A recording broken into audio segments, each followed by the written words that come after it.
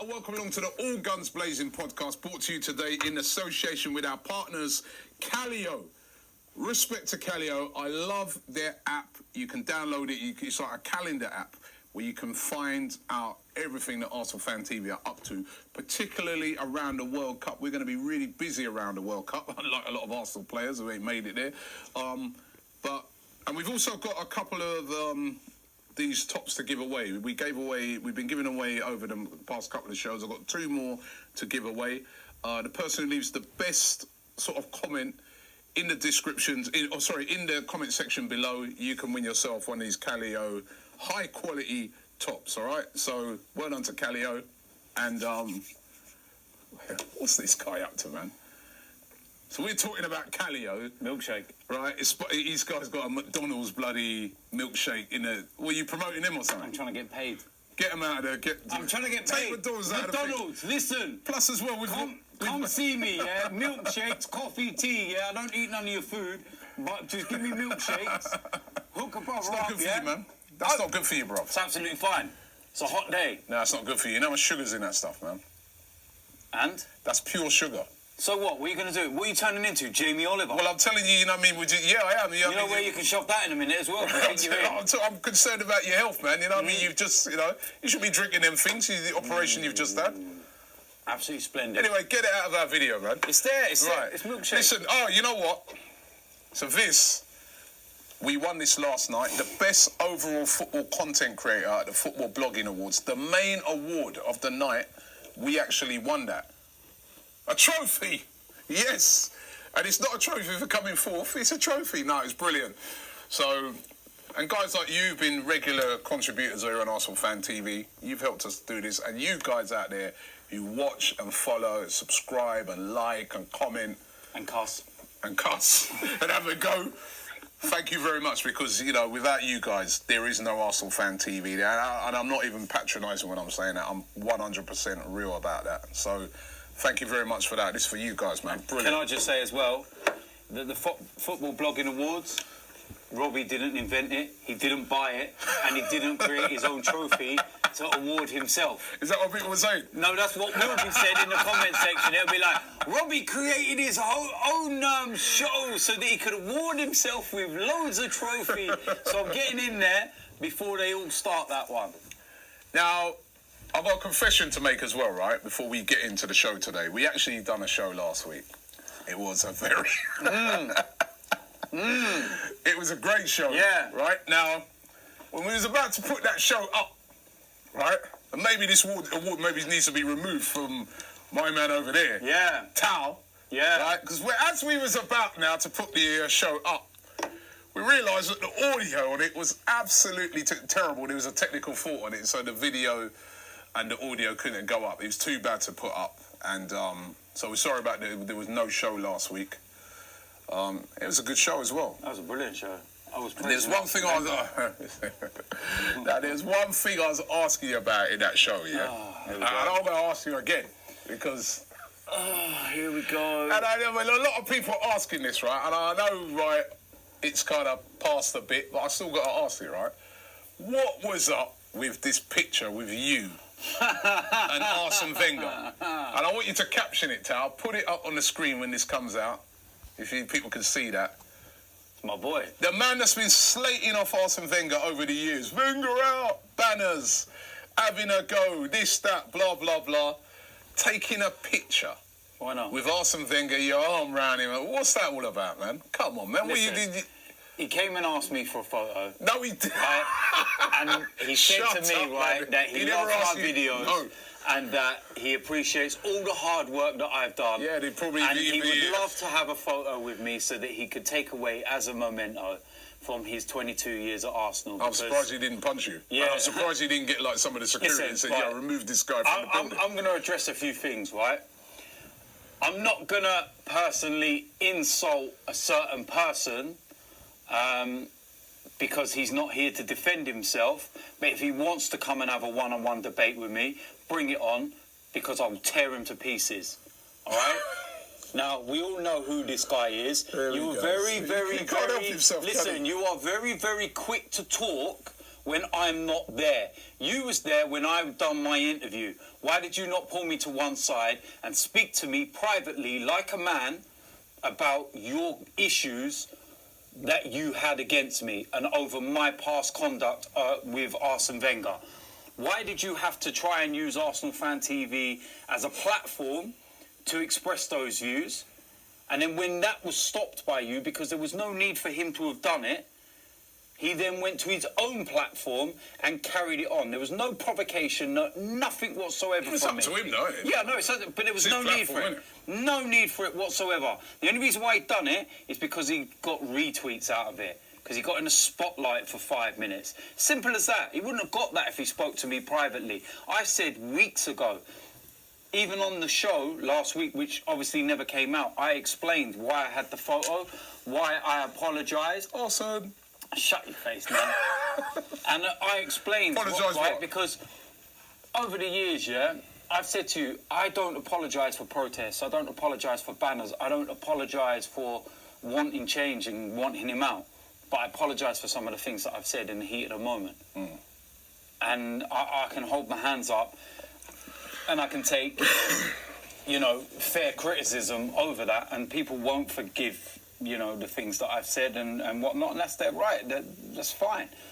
But what you don't do is, why are you trying to create an argument out of something that's finished? It's done. But there are some people who are very surprised that with all the things you said over the years, right, that you take a picture because with Arsene Wenger. you know what it is, because it's done, it's finished, and the journey's over. And what you've got to remember is that I don't hate Arsene Wenger. I just don't think he's a good manager. I think he's finished in that terms. I don't hate him as a person, regardless of what people may think. And like any Arsenal fan that wants him out, we all loved him. You've got to remember that. There's never been this whole hatred thing throughout our life. For 10 years or so, I love the guy. There are some fans who hate him, man. And I don't like that. No, but what I'm saying is... There was one guy last week, right, at Huddersfield, who, when all the celebrations was going on, he was refusing to... He was refusing to... He's not a guy who comes on Arsenal Fan TV. He's a fan that I know that, he's always at away games and stuff like that, and he was refusing to sing any of the songs. Yeah. He was refusing to clap him. I was going, come on, man, the guy's going now. He has been a legend of this club. I mean, you've got to show him some respect now. He goes, no. I'll sing one Herbert Chapman. I'm not singing. No. Come on, man. Well, that's what I mean. It was I I didn't sing his name or anything else because I felt that was too hypocritical, and I felt that day... What's the difference between singing that and taking a picture? The picture, I knew, would piss a couple of people off as well, who have given me nothing but dog shit abuse all season. And the fact that No, but you just give them ammunition. Ammunition. I know they're sat at home absolutely wounded over it. They can't get near Lord Arsene. And then me, of all people, Bannerman, arm round him, big smile on my face, Arsene there with a big smile, just all happy like. No, but then you've given them ammunition because they're saying, look. They can put that ammunition in their arsehole and suck on it. Hold on, they're like, all the mouth you had, as soon as you saw him, you wilted. No, you know what I mean? You were because like, I've seen him. Arsene. Because I've seen him many a time since. There was Where? Crystal Palace away when I was with Lee as well, and Lee was shouting. No, but that wasn't when he was going. No. But what I'm saying is, we were singing Wenger out, and we could have got a photo with him then. We could have been exactly like that and gone like, oh my God, it's Arsene. No, because he was refusing to leave the club. As far as I'm concerned, he was taking us backwards. But the moment he said that he was going, you can then stop the whole negativity thing and going, look, it's done now. You don't need to carry it on. Some people want to, and that's fine. That's their objective. But I'm saying I did not need to personally carry it on because it was over.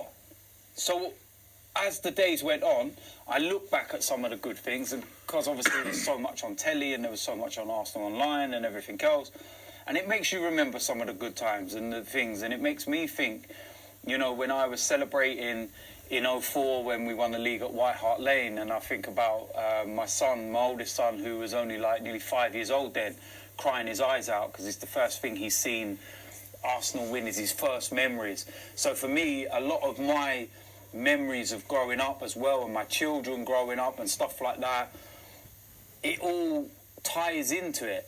So it just makes you sit there and think, wow, there was some really good times. Turned us into a worldwide brand. You know? But I know, and this is what I mean. So you can sit back and look and appreciate. And then I sat there, and it was like, it was all by chance. And it was like, I see a load of the players. I spoke with Granit Xhaka, I spoke with Reece Nelson, and then Arsene come out, and I sat there and I thought, you know what? He's gone. This is it. He is a part of our history, and there will be arguments forever about it, but you know, people will always debate over who the greatest ever manager is, and it's between George Graham and Arsene and Herbert Chapman. They're the three names, and there will always be a debate over that, and they all brought their own part to the club to make us who we are. Do you know what I mean? Herbert Chapman was the original innovator. He's the one who I believe made us Arsenal. You know, he was that one. He was the reason why you walk out of Arsenal train station is because of Herbert Chapman. That was not called Arsenal train station. We are the only London club with a train station named after us. That was him. Numbers on the back of shirts. Herbert Chapman. Everything that he done. He was the man that won us. He was the man that won us our first ever trophies in our history. In our history. First ever pieces of silverware. So you look at what he did, and I just sit there and think, if he had never passed away so suddenly with pneumonia, where could we have gone to in that era of the 30s? You know, where could we have gone? George Graham took over, completely changed the mould, the mindset.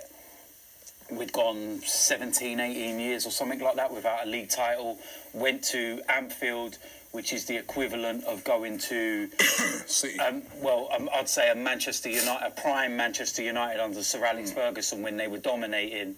You know, say in '99 when they won the treble, you got to go to Old Trafford last game and win by 2 clear goals. That was the kind of task that we were set with by going to Anfield at that time. Done it. Won trophies, European trophy. He done all of that. It ended sourly, you know, and people will look upon what happened after and stuff. But he built the foundations for Arsene Wenger to build on. You know, there's no doubt that Arsene prolonged the careers of the back five and everything else. But without those foundations in place in the first place, I don't think Arsene may have had the early success that he did. So everything was a foundation. And I'm not taking away anything from anyone. I think Wenger's the greatest out of all of them.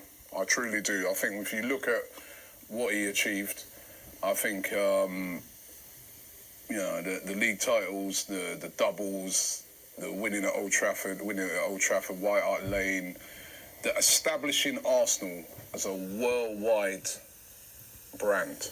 Right, before that, we were a massive club in this country.